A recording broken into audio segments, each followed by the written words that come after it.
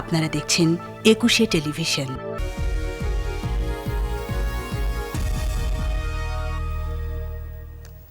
আমরা আমন্ত্রণ একুশে বিজনেসের সঙ্গে আছি রাজীব জমান। প্রিয় দর্শক, দেশের ব্যবসা বাণিজ্য, অর্থনীতি ও শেয়ার বাজারের সর্বশেষ তথ্য স্বয়ংক্রিয় গ্রাফিক্স পদ্ধতিতে পরিবেশন করছে একুশে বিজনেস। আর দর্শক, শুরুতেই ওয়ালটন স্মার্ট ফ্রিজের সৌজন্যে পুঁজিবাজারের সর্বশেষ খবর জানাতে নিয়ে যাচ্ছে আমাদের প্রতিনিধি মহিমা পলির কাছে।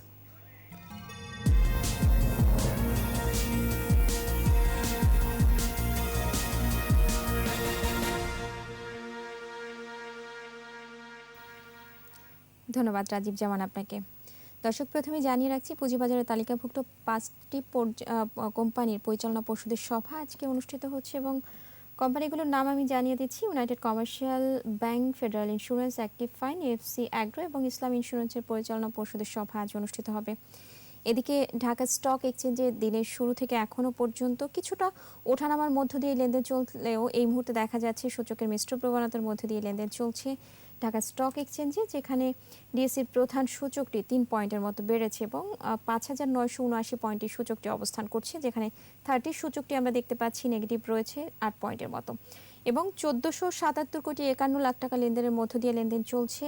দর হারিয়েছে বেশিরভাগ প্রতিষ্ঠানের, 201টি প্রতিষ্ঠানের দর হারিয়েছে এবং দর বেড়েছে 132টি।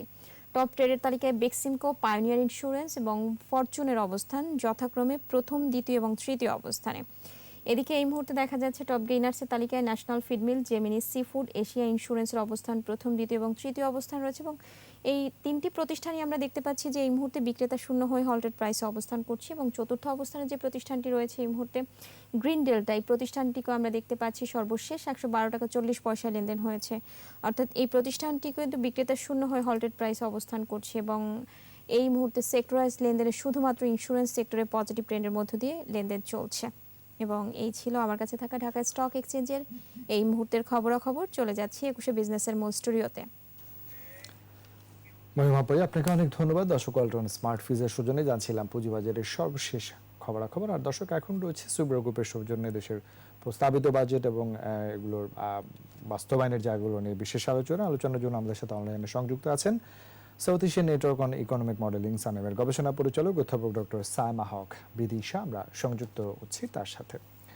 ডক্টর সাইমা, আপনি নিশ্চয়ই আমাকে শুনতে পাচ্ছেন?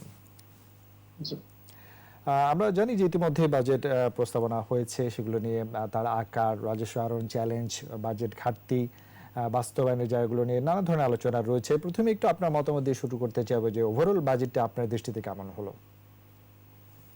ধন্যবাদ।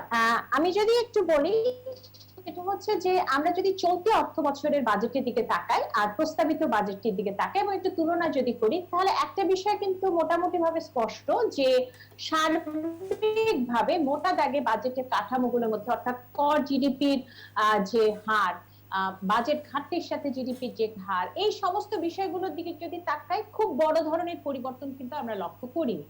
সুতরাং এটা বলা হয়তো ভুল হবে না যে চলতি অর্থ বছরের যে বাজেট, তারই বলা যেতে পারে এক ধরনের ধারাবাহিকতা আমরা প্রস্তাবিত অর্থ বছরের বাজেটে দেখতে পাচ্ছি। সুতরাং খুব বেশি বড় ধরনের পরিবর্তন আমরা দেখিনি। তবে যে বিষয়গুলো সেটি হচ্ছে যে কিছু কিছু মাইক্রো পর্যায়ে, অর্থাৎ ব্যষ্টিক পর্যায়ে ছোট ছোট বেশ কিছু পলিসি রয়েছে, বেশ কিছু নীতি রয়েছে, বেশ কিছু আমরা দেখেছি কর ছাড়ের বিষয় রয়েছে।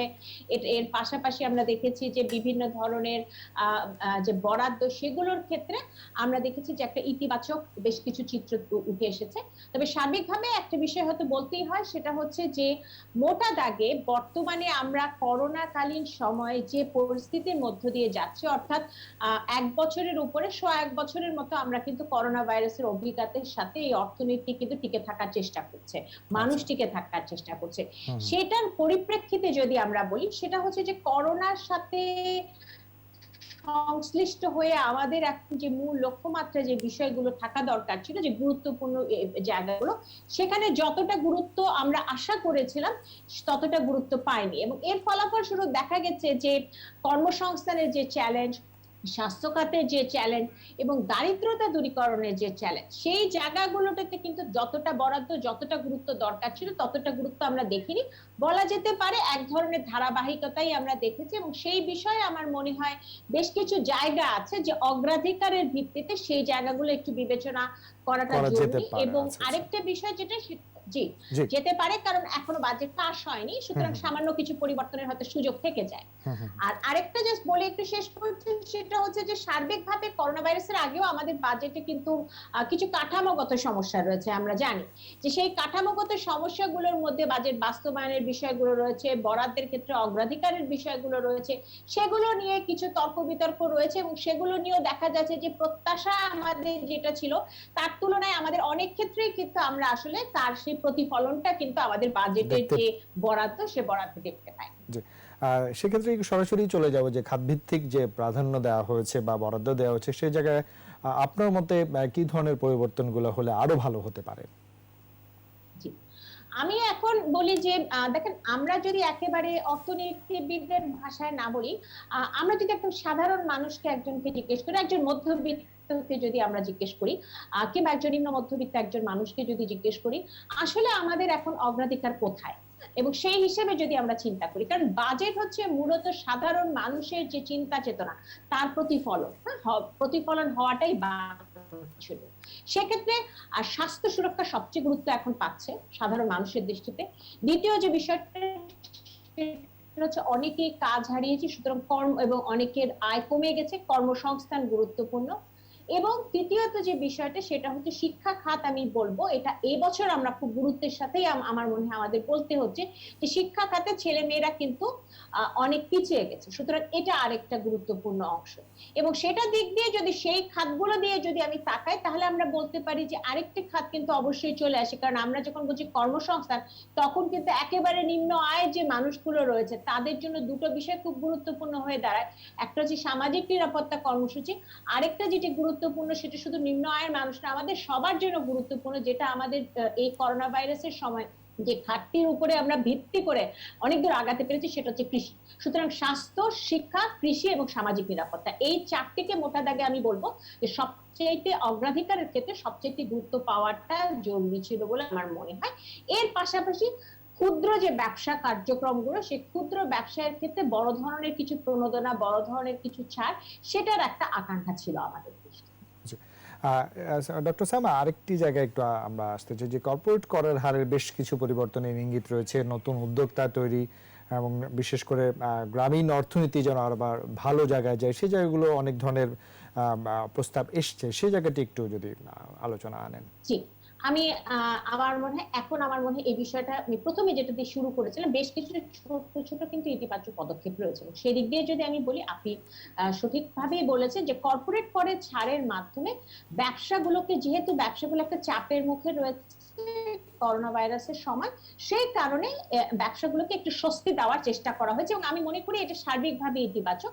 যদিও এখানে একটা প্রশ্ন থেকে যায় যে কর্পোরেট কারের এই ছাড়ের মাধ্যমে বড় ব্যবসাগুলো যতটা লাভবান হবে, ছোট ব্যবসারা ততটা লাভবান হবে কিনা, সেটা একটা প্রশ্ন। সুতরাং এখানে একটা পরোক্ষ একটা বিষয় রয়ে যায়। তারপরে আমি বলবো সার্বিকভাবে অন্যান্য দেশগুলোর সাথে বিচার করে কর্পোরেট করে ছাড় দেওয়ার বিষয় কিন্তু অনেক বছর ধরেই এক ধরনের কিন্তু ব্যবসায়ীদের থেকে এক ধরনের একটা প্রত্যাশা ছিল।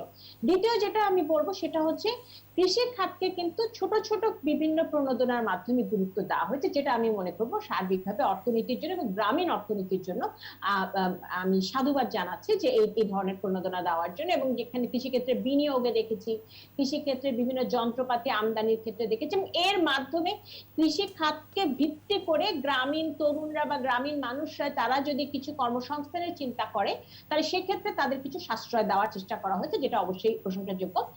আরেকটি বিষয় যেটা আমি বলবো সেটা হচ্ছে যে কয়েকটা বিষয় আমরা দেখেছি যে ছোট ছোট বেশ কিছু করের ছাড় দেওয়া হয়েছে, যেমন দেশীয় বিভিন্ন পণ্যের ক্ষেত্রে করের ছাড় দেওয়া হয়েছে। এর মাধ্যমে দেশীয় ব্যবসাগুলোকে উৎসাহ দেওয়ার চেষ্টা করা হয়েছে, সেটাকেও আমি বলবো যে সার্বিকভাবে সেখানে আমি একটা ইতিবাচক একটা দিক আমরা লক্ষ্য করতে পারি। তবে একটা বিষয় যেটা বললাম যে সার্বিকভাবে সবকিছু যদি বলি, অর্থাৎ আমি যদি একেবারে ছোট ছোট পদক্ষেপগুলো বলি, তাহলে ছোট ছোট বেশ কিছু পদক্ষেপ কিন্তু রয়েছে যেগুলো সার্বিকভাবে গ্রামীণ অর্থনীতির এবং সাধারণ মানুষের জন্য একটা ইতিবাচক ভূমিকা রাখতে পারে। তবে মূল বিষয় যেটা, সেটা হচ্ছে যে বড় আকারে যদি দেখি, বড় কিছু চ্যালেঞ্জের জায়গা কিন্তু রয়েছে, বড় কিছু গ্যাপের জায়গা কিন্তু রয়েছে, সেই জায়গাগুলো কিন্তু আসলে সেভাবে প্রতিফলিত হয়নি, যেটা আসলে বিশেষ করে এই সময় করোনা ভাইরাসের সময় জরুরি ছিল বলে আমাদের মনে হয়। এবং এটা নিয়ে আরো একটু যদি বলি তাহলে ছোট্ট করে একটু বলে, সেটা হচ্ছে যে সেখানে একটা বিষয় হচ্ছে কর্মসংস্থানের কথা যদি বলি, এখানে বিভিন্ন পদক্ষেপগুলো যেটা মনে হয়েছে সেটা হচ্ছে কর্মসংস্থানের ক্ষেত্রে কিছুটা পরোক্ষ পদক্ষেপ, অর্থাৎ ব্যবসাগুলো যদি ভালো করে তাহলে ব্যবসার মাধ্যমে কর্মসংস্থান তৈরি হবে, এই ধরনের একটা পরোক্ষ পদক্ষেপের চিন্তা করা হয়েছে। এটার ক্ষেত্রে একটা বড় চ্যালেঞ্জ থেকে যায়, অনেক ক্ষেত্রেই হয়তো হতে পারে যে বড় ব্যবসাগুলো লাভবান হচ্ছে, শ্রমঘন নয় তেমন ব্যবসাগুলো লাভবান হচ্ছে। সুতরাং সার্বিকভাবে কর্মসংস্থানের ক্ষেত্রে একটা রোড ম্যাপের কথা অনেকেই বলছেন এবং সেটা আমার মনে হয় খুব জরুরি ছিল। আরেকটা বিষয় হচ্ছে যে সামাজিক নিরাপত্তা খাতে নতুন দরিদ্র, শহরে দরিদ্র এবং মাথাপিছু আয় বাড়ানোর বিষয়টা, সেটা বিশেষ করে করোনা পরিস্থিতিতে সেটা করাটা সেটা যদি করা হতো সেটার ব্যাপারে আমাদের একটা প্রত্যাশা ছিল। এই দুটো জায়গা আমি বলবো বিশেষভাবে যে এই দুটো জায়গা আসলে থাকাটা একটা আকাঙ্ক্ষা ছিল, প্রত্যাশা ছিল, তবে সার্বিকভাবে ছোট ছোট বেশ পদক্ষেপ নেওয়া হয়েছে, যেটি ইতিবাচক। ডক্টর সাম, আমরা একটা ছোট্ট বিরতি নিতে চাই, তারপর আবার আলোচনায় ফিরে আসবো। প্রিয় দর্শক, নিচ্ছে একটা বিরতি, আমাদের সঙ্গেই থাকুন।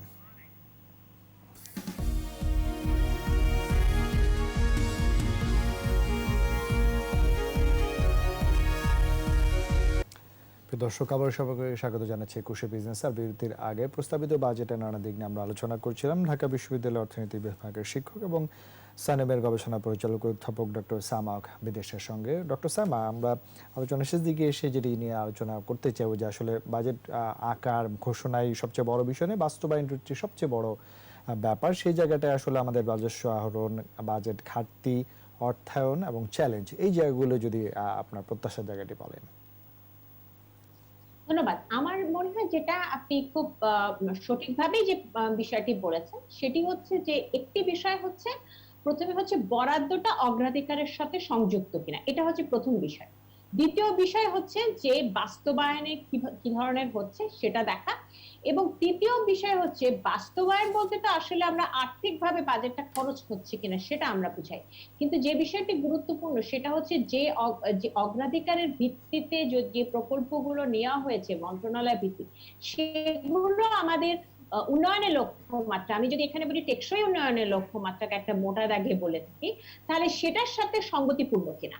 সুতরাং বরাদ্দ, বাস্তবায়ন এবং বাস্তবায়নের গুণগত মান, অর্থাৎ কোন ধরনের খাতে বাস্তবায়ন হচ্ছে সেই বিষয়টি দেখার বিষয়। এবং সেক্ষেত্রে আমি যেটা মনে করি যে একটা পলিসি যেটা থাকতে পারে, নীতি যেটা থাকতে পারে, সেটা হচ্ছে যে এক ধরনের সঠিক পরিবীক্ষণ এবং মূল্যায়ন। এই যে আমাদের বাস্তবায়ন হচ্ছে না, বাস্তবায়নের ক্ষেত্রে বারবার বিভিন্ন চ্যালেঞ্জের কথা প্রতি বছর আমরা বলে আসছি, এবারও আমরা দেখেছি যে স্বাস্থ্য খাতের মতো খাতে কিন্তু বাস্তবায়নের হার কিন্তু স্তব্ধ। সেক্ষেত্রে যেটা গুরুত্বপূর্ণ সেটা হচ্ছে প্রতি বছর শেষে মন্ত্রণালয় ভিত্তিক বাজেটের বিভিন্ন খাতের বিভিন্ন প্রকল্পে একেবারে চুলচেরা পরিবীক্ষণ এবং মূল্যায়ন করা, এবং কোনো খাতে এবং কোনো মন্ত্রণালয় কিংবা কোনো প্রকল্পে যদি পিছিয়ে থাকে তার পিছিয়ে থাকার কারণগুলো কিন্তু নির্ণয় করতে হবে, এবং সেটার সাথে কারণগুলো কি প্রাকৃতিক কোনো কারণে, অর্থাৎ অনেক সময় আমরা বর্ষাকালে দেখি অনেক সময় ধীর গতিতে বাস্তবায়ন হয়, অনেক সময় আমরা যেটা দেখি সেটা হচ্ছে যে অর্থ ছাড়ে বিলম্ব হয়, বৈদেশিক অর্থ, আবার অনেক সময় দেখা যেতে পারে প্রকল্প পরিচালকের অদক্ষতাও দায়ী হতে পারে। সুতরাং এই বিষয়টা খুব বিবেচনা করাটা জরুরি যে কি কারণে বাস্তবায়নের গতি শ্লথ, এবং সেটার জন্য কিন্তু সেটা যাতে সেই শিক্ষাটা নিয়ে পরবর্তী বছরে এই ধরনের সমস্যা যাতে না হয় সেই বিষয়টি কিন্তু রেকটিফাই করে সঠিকভাবে আবার নতুন ভাবে বাজেটে চিন্তা করা উচিত। এবং এই পরিবীক্ষণ এবং মূল্যায়ন এবং স্বচ্ছতা যদি আসে তাহলে অন্তত সংখ্যাগত ক্ষেত্রে আমরা বাস্তবায়নের ক্ষেত্রে কিছুটা অগ্রগতি দেখতে পাবো, এবং বর্তমানে কোভিডকালীন সময় এটা অসম্ভব জটিল। আর সার্বিকভাবে যখন আমরা পরিবীক্ষণ মূল্যায়ন করব একটা পর্যায়ে আমাদের হয়তো এই বিষয়টাও চিন্তা করতে হবে, অর্থাৎ প্রথম 1 বছর 2 বছর আমরা হয়তো একটু পাইলট হিসেবে শুধু সংখ্যাগত পরিবীক্ষণের কথা চিন্তা করতে পারি, এরপরে আমাদের হয়তো চিন্তা করার যেটা দরকার রয়েছে সেটা হচ্ছে উন্নয়নের লক্ষ্যমাত্রাগুলোর সাথে আমাদের যে বিভিন্ন ধরনের বরাদ্দ রয়েছে মন্ত্রণালয় ভিত্তিক, প্রকল্প ভিত্তিক, সেই বরাদ্দগুলো সংশ্লিষ্ট কতটা সেটা নিয়ে যাচাই বাছাই করা। জি ডক্টর সামা, একেবারে শেষ দিকে চলে এসেছি। আমরা জানি যে সারা বিশ্বকে আসলে একটি চ্যালেঞ্জ মোকাবেলা করে এগোতে হচ্ছে, বাংলাদেশও এর বাইরে নয়। কোভিডকালীন অর্থনৈতিক পুনরুদ্ধার, ব্যবসা বাণিজ্য গতি ফেরানো, কর্মসংস্থান সবকিছু মিলিয়ে আমরা বাজেট পেয়েছি, কিছু প্রস্তাবনা আবার কাটছাট হবে, তারপরে প্রত্যাশার জায়গাটি দিয়ে ছোট করে যদি শেষ করেন। প্রত্যাশা থাকতে থাকবে যে অগ্রাধিকারের যে খাতগুলোর কথা এবং অগ্রাধিকারের মূল লক্ষ্য যেটা, সেই লক্ষ্যকে কেন্দ্র করে যদি বাজেটের মূল দর্শন যেটা আছে সেটাকে যদি সাজানো হয়, সেটাকে যদি একটু পরিবর্তন করা হয়, অর্থাৎ আমাদের কর্মসংস্থান, আমাদের দারিদ্র বিমোচন, বৈষম্য দূরীকরণ, এই বিষয়গুলোকে মাথায় রেখে যদি বাজেটের বরাদ্দটাকে পরিবর্তন করা হয়, বরাদ্দটাকে পরিমার্জন করানো হয় এবং পুরো স্ট্রাকচারটার মধ্যে এক ধরনের যে বিভিন্ন পরিবীক্ষণ এবং মূল্যায়নের বিষয়টি, সেটিকে সঠিকভাবে যদি আমরা ইন্ট্রোডিউস করতে পারি। এবং তৃতীয় যেটা বলবো সেটা হচ্ছে যে আমাদের কর খাতের ক্ষেত্রে কিন্তু একটা বড় ধরনের সংস্কারের দরকার রয়েছে, কারণ আমরা কিন্তু আমাদের ব্যয়ের কথা আজকে আমরা কথা বললাম, যেটা অসম্ভব জরুরি, কিন্তু আয়ের ক্ষেত্রে যখন আমরা কথা বলি তখন কিন্তু কর খাতের সংস্কারের একটা বড় ধরনের পরিবর্তন দরকার রয়েছে। ভ্যাট আইনে পরিবর্তনের যেমন দরকার রয়েছে, তার সাথে সাথে খুব জরুরি সেটা হচ্ছে আয়করের ক্ষেত্রে করের যে জাল সেটাকে বিস্তৃত করা এবং হয়রানি কমানো। জি, আমরা সে প্রত্যাশা রাখছি। অবশ্যই বাস্তবায়নের জায়গায় যারা রয়েছেন তারা এই জায়গাগুলো দেখবেন, তবে শুধুমাত্র বাস্তবায়ন বা জায়গা নয়, স্বচ্ছতা জবাবদিহিতার জায়গাগুলো যেন আরো ভালো হয় সে প্রত্যাশা রেখে শেষ করছি। আপনাকে অনেক ধন্যবাদ আমাদেরকে সময় দেওয়ার জন্য। প্রিয় দর্শক, এতক্ষণ সুব্রা গ্রুপের সৌজন্যে প্রস্তাবিত বাজেটের নানা দিক ও করণীয় নিয়ে কথা বলছিলাম ঢাকা বিশ্ববিদ্যালয় অর্থনীতি বিভাগের শিক্ষক এবং সানেমের গবেষণা পরিচালক অধ্যাপক ডক্টর সালমা হক বিদিশার সঙ্গে। বেরিয়ে নিচ্ছে আরো একটা বিরতি, বেলা 2:35 আবার ফিরবে 21শে বিজনেসে। ততক্ষণ আমাদের সাথেই থাকুন।